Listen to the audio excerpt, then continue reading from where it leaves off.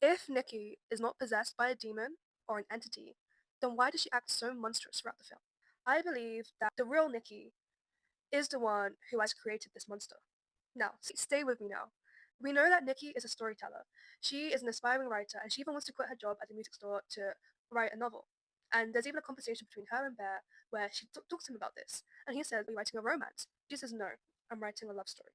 This will be important later on, I promise. We then actually hear some of Nikki's writing at the party where Bear is supposedly on a boys' night but ends up taking her with him. It's like this game, a drinking game where she has to like read something out. And she reads this story she's kind of come up with of Hansel and Gretel. But this is a love story. They're incestuous. They're siblings, yet they're like in love with each other, and it feels very wrong and abnormal.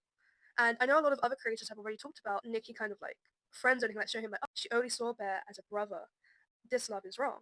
And the final line of that story is, only love the branch of a willow tree could conjure. I think within this, Nikki has created her own narrative.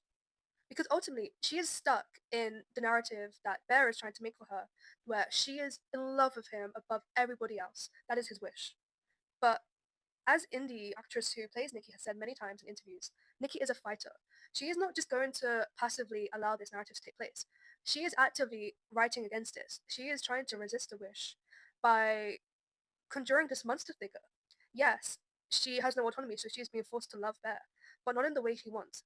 She is expressing through her body the one thing that she is kind of trapped inside, but able to still have an element of control over. She is showing through her body that the horrors that she is being subject to. I'd like to mention this critic, Mary Russo, who wrote a book on the grotesque. Now, I could talk for hours and hours about this. It's very hard to summarize quickly, so I'm just going to read the Google summary of this book, which says that Mary Russo's book on the female grotesque suggests that women who make a spectacle of themselves through loud laughter, uncontained movement, exposing signs of body decay, are viewed as a threat to societal order, specifically patriarchal order. These three things that are listed actually are things that Nikki does throughout the film. The kind of loud, uncanny laughter, the creepy smile, the uncontained movement. She kind of like walks backwards to Rome and like runs towards him, trying to clearly terrify Bear. And the signs of her body decay.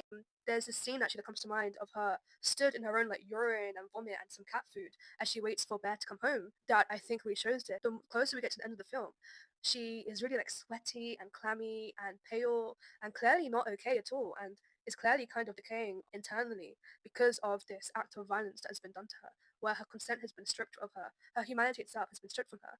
And that is the story that Nikki's telling.